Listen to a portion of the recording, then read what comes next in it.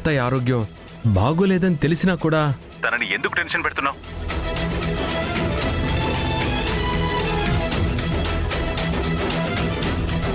పొద్దున్నే మా పనులని ఆపుకొని మాకు టైం వేస్ట్. అసలు ఈ గోల్ ఏంటి?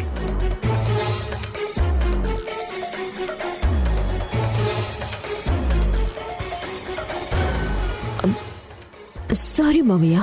ఈ సారీకి విలువ ఉండేలా చూసుకో, లేదంటే నా కోపం వస్తే నేను చాలా దూరం వెళ్తాను. లేదు మావయ్య, ఇంకెవ్వరిని ఇబ్బంది పెట్టను.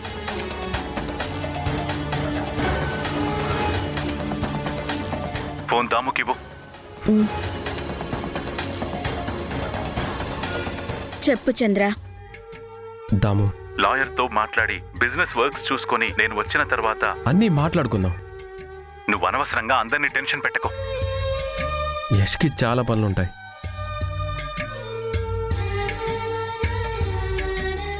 లేదు చంద్ర, రేపు నువ్వు వచ్చే వరకు నేను ఏమీ మాట్లాడను. చంద్ర, ఏంటి దాము? టైంకి తింటున్నావు కదా, టాబ్లెట్స్ వేసుకుంటున్నావుగా.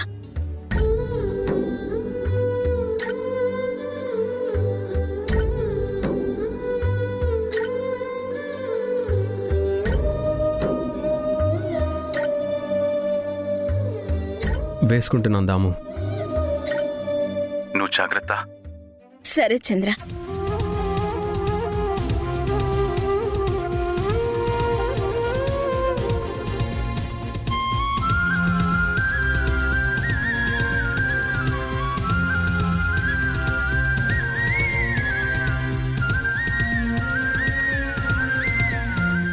విన్నావా? ఆయన ఏం మాట్లాడారో విన్నావా? నీ వల్లే నేను పొరపడ్డాను. నా కొడుకుని కోడల్ని అనుమానించేలా చేశావు. నా భర్తే స్వయంగా చెప్పారు కదా ఆయన వేరే ఆఫీస్లో ఉన్నారని. ఇప్పుడేమంటావు? ఎప్పుడు ఇలా ఇంట్లో కుంపటి పెట్టడమేనా నీ పని? తనకి ఇంకా వేరే పనేముంటుందమ్మా? అదంతే దమయంతి, మారదు. ముందు దీన్ని ఇంట్లో నుంచి పంపిస్తేనే ఈ ఇంటికి పట్టిన పీడ విరగడవుతుంది. ముందు నువ్వు లోపలికి వెళ్ళు. ఎవరు ప్రశాంతంగా ఉండటం నీకు ఇష్టం లేనట్టుంది. వెళ్ళిక్కడి నుంచి. వెళ్ళు. వెళ్ళు.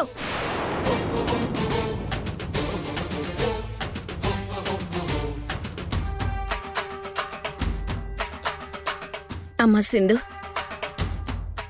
ఒకసారి ఇలారా. సింధు,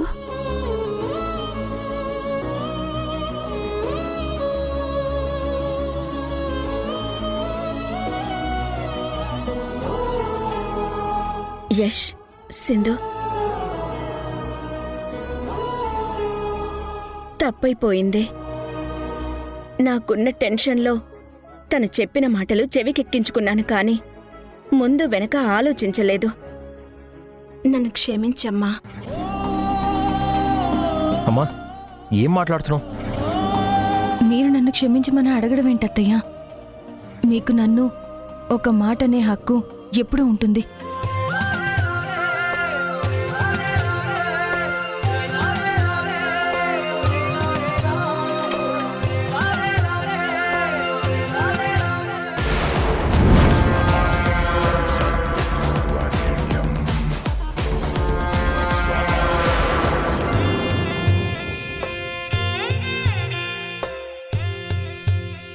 అమ్మా, నువ్వు రూమ్లోకి వెళ్ళి రెస్ట్ తీసుకోమ్మా.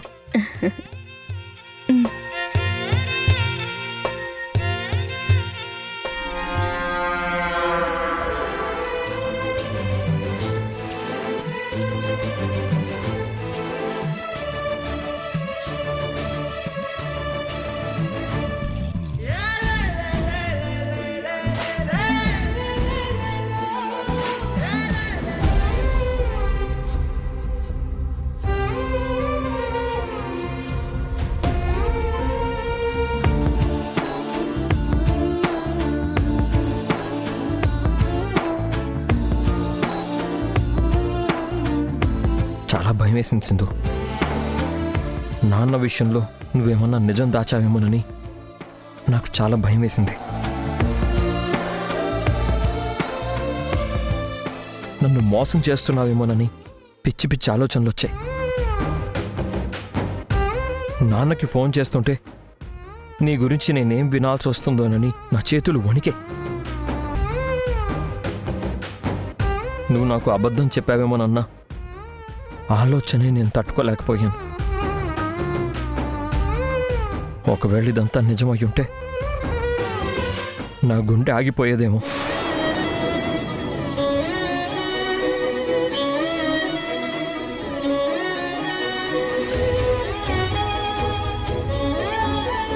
నాన్న మాట్లాడాక మళ్ళీ నా గుండె మామూలుగా కొట్టుకుంది.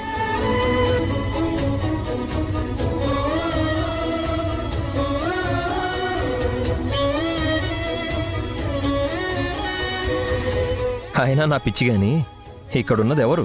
నా సింధు. అసలు నా దగ్గర ఏం దాస్తుంది? ఏది దాచదు. థ్యాంక్స్ సింధు. అమ్మలాగా నువ్వు ఆవేశపడి ఉంటే మీ ఇద్దరి మధ్య నేను నలిగిపోయేవాడిని. కానీ నువ్వెప్పుడు ఆ సంయమనం పాటిస్తావు. నీలాంటి భార్య ఉన్నందుకు నాకు చాలా గర్వంగా ఉంది. చాలా పనులున్నాయి, నేను వెళ్ళొస్తాను సింధు.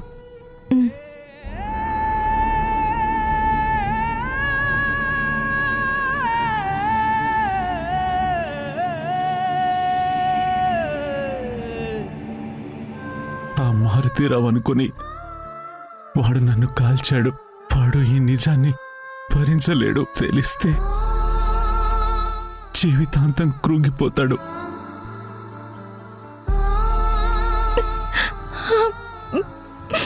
సారీ యష్.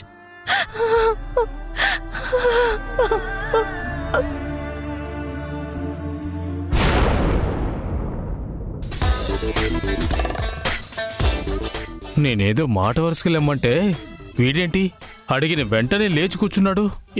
ఇప్పుడు వీడు బతుకుతాడా లేక నా మాట విని శాశ్వతంగా పైకి పోతాడా? ఏమీ అర్థం కావట్లేదే.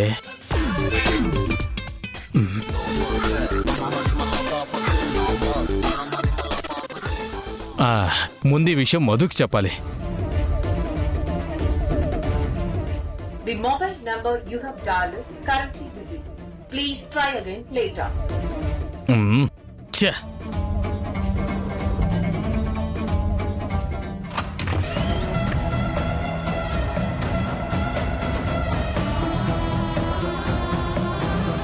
అందరికీ ఇక్కడ సింధు భజన ఎక్కువైపోయింది.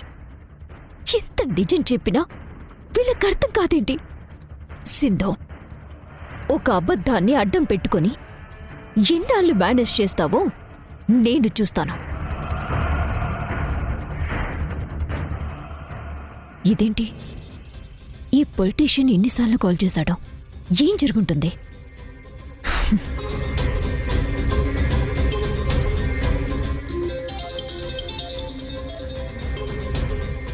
ఏంటి, ఎందుకు ఇన్నిసార్లు ఫోన్ చేశారు? అంత కొంపలు మునిగేలా అసలు ఏమైంది? మధు, నీకు గుడ్ న్యూస్ చెప్పాలి. ఏంటా గుడ్ న్యూస్? మీ ఆవిడ తల్లి కాబోతుందా? దానికి అంత అదృష్టం ఎక్కడదిలే. ఇప్పుడు నేను చెప్పేది వింటే నువ్వు ఉన్న పలంగా ఎగిరి గంతేస్తావు మధు. ముందు విషయం చెప్పండి.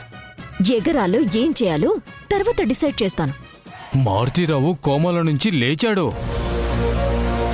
ఇప్పుడే ఐసీయూకి షిఫ్ట్ చేసి ట్రీట్మెంట్ చేస్తున్నారు మధు. ఏంటి, మావయ్య లేచాడా? అవును మధు, నువ్వు త్వరగా హాస్పిటల్కి రా. ఎందుకంత తొందర? లేచినట్టే లేచి మళ్ళీ కోమాలోకి వెళ్ళిపోతున్నాడుగా. ఈసారి వెళ్ళలేదు మధు, లేచి కూర్చున్నాడు. అవునా? చాలా మంచి శుభవార్త చెప్పారు. ఏ విషయం చెప్దామనే మధు నీకు ఇందాక నుంచి ఫోన్ చేస్తోంది. మీరు మావయ్యకి ట్రీట్మెంట్ సరిగా జరిగేలా చూడండి. నేను రావాల్సిన టైంకి వస్తాను.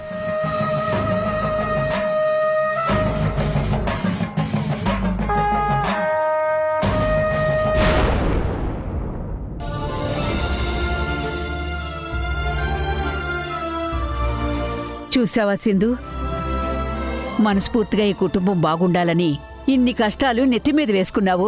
ఈరోజు నీకు కష్టం వస్తే ఆ దేవుడే సిద్ధార్థ రూపంలో నీకు సహాయం చేయడానికి కదిలొచ్చినట్టుగా అనిపించింది.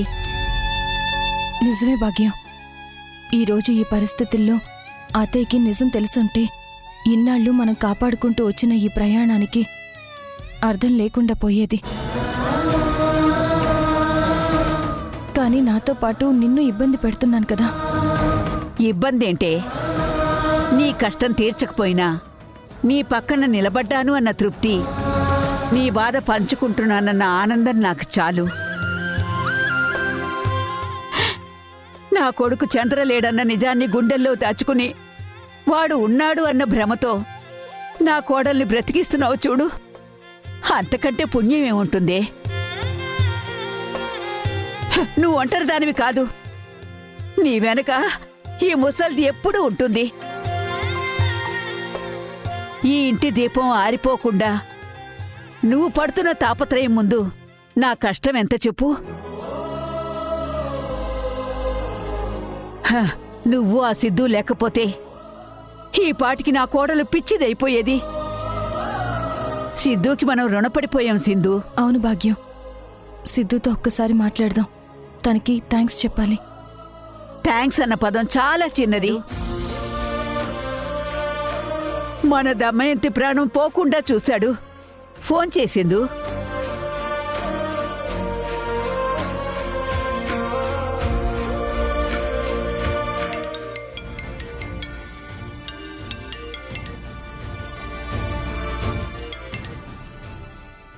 సింధు, అంతా ఓకేనా?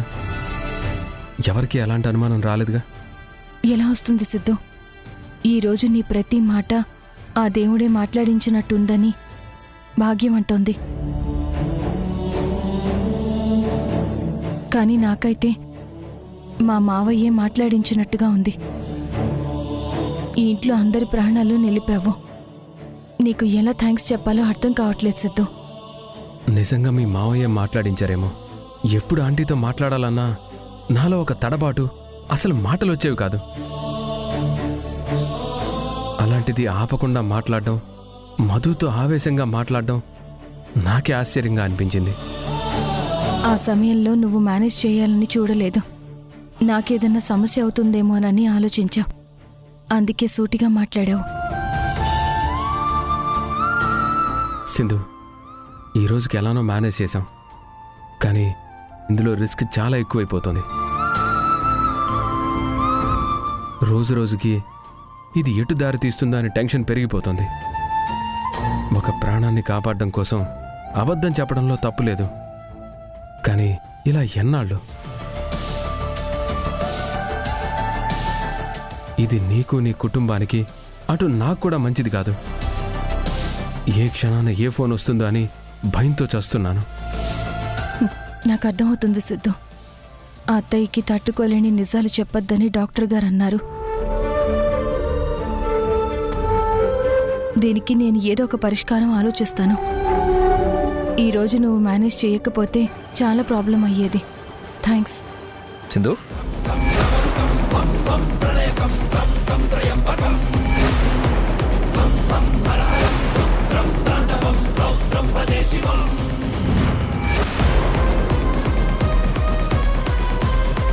ఎవరి ఫోన్లో ఏదో మేనేజ్ చేసావంటున్నావు?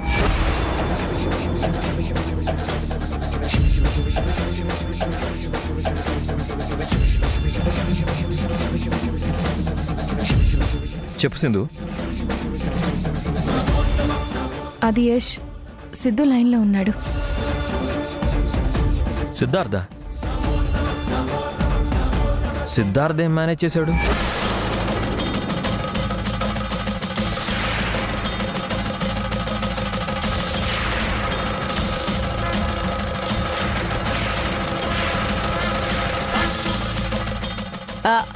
మేనేజ్ చేయడం కాదురా, రేపు భూమి పూజ ఉంది కదా, టైం లేకపోయినా మేనేజ్ చేసుకుని రమ్మని చెప్తుంది.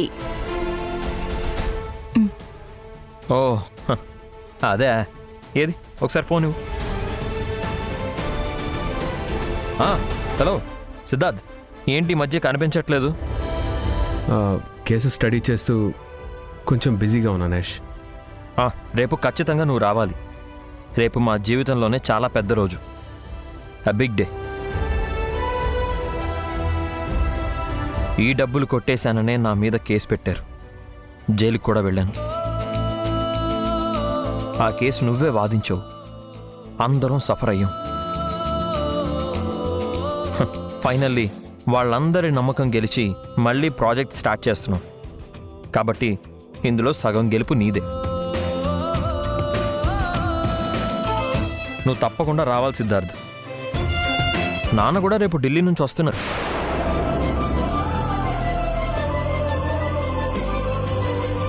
అమ్మా నాన్న చేతుల మీదుగా అందరికీ ఇంటి పత్రాలు పంచుతున్నాను. ఇలాంటి బెస్ట్ మూమెంట్లో నువ్వు లేకపోతే ఎలాగా? నువ్వు ఉండాలంతే. సరే యష్, వస్తాను. థ్యాంక్స్ సిద్ధార్థ్. సింధుకి ఇస్తున్నాను, మాట్లాడు. సిద్ధు, నేను మళ్ళీ మాట్లాడతాను.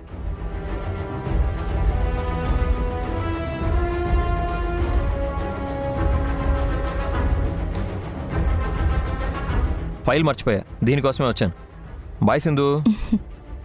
ఇదిగో భాగ్యం, కుళ్ళుకోకే, నా భార్యే కదా.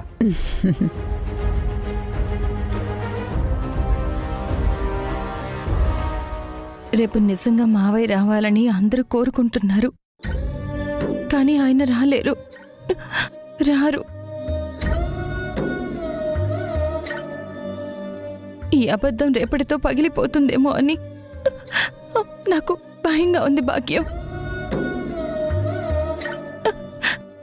తర్వాత ఈ నవ్వులన్నీ మాయమైపోతాయి, కన్నీళ్లే మిగులుతాయి. రేపటి గండం ఆ దేవుడే చూసుకుంటాడే. ఇప్పటిదాకా మనల్ని కాపాడిన ఆ పైవాడు రేపు కూడా ఏదో ఒక దారి చూపిస్తాడు. నువ్వు ధైర్యంగా ఉండమ్మా. నిజాన్ని దాచడం వెనుక నీ స్వార్థం లేదు. ఈ కుటుంబం క్షేమం ఉంది. ఆ సంకల్పమే మనల్ని నడిపిస్తుంది.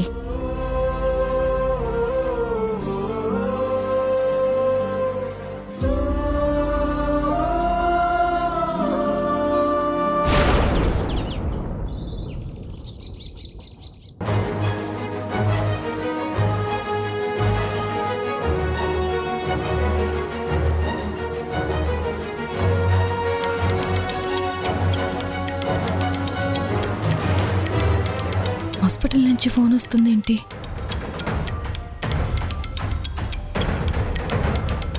ఏమైంది సింధు? ఎవరు ఫోన్? ఫోన్ నాకు కాదు, భాగ్యానికి వచ్చింది. నేను వెళ్ళి తనకి ఫోన్ ఇచ్చేసి వస్తాను.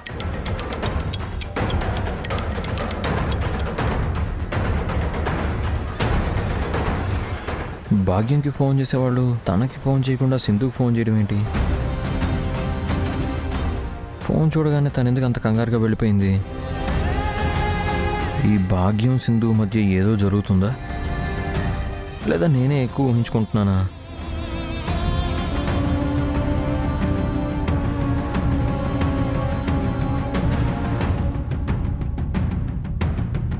హలో, చెప్పండి మేడం. మారుతీరావు గారు కోమాలోంచి లేచారు మేడం.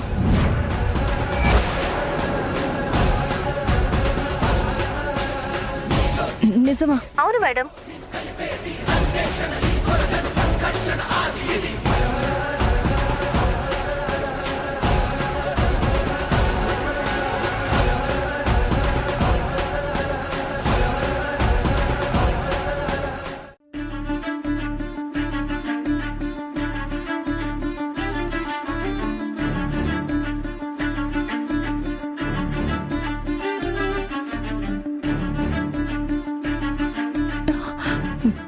ఏంటే, ఏమైంది? ఎందుకంత కంగారుగా ఉన్నావు? భాగ్యం, హాస్పిటల్లో ఆ మారుతీరావు కోమాలో ఉన్నాడని చెప్పాను కదా. ఆ కోతి మామలు చలనం వస్తే ఫోన్ చేయమని చెప్పాను. ఇప్పుడు హాస్పిటల్ నుంచి ఫోన్ వచ్చింది. నిన్న కూడా చేశారు. నిన్న కోమాలో నుంచి బయటకు వచ్చినట్టే వచ్చి మళ్ళీ కోమాలోకి వెళ్ళిపోయాడంట. ఇప్పుడేమో కోమాలో నుంచి బయటకు వచ్చాడని చెప్తున్నారు. నువ్వెందుకే ఆ మారుతీరావు గారి గురించి అంత టెన్షన్ పడుతున్నావు? వాడు కోమాలో నుంచి బయటకొస్తే మనకేంటి, రాకపోతే మనకేంటి? అసలు వాడి గురించి మనమెందుకు ఆలోచించాలి? భాగ్యం, వాడు రాక్షసుడు. నేను మావయ్యకి చిత్తు పెట్టడం వాడు వీడియో తీశాడు.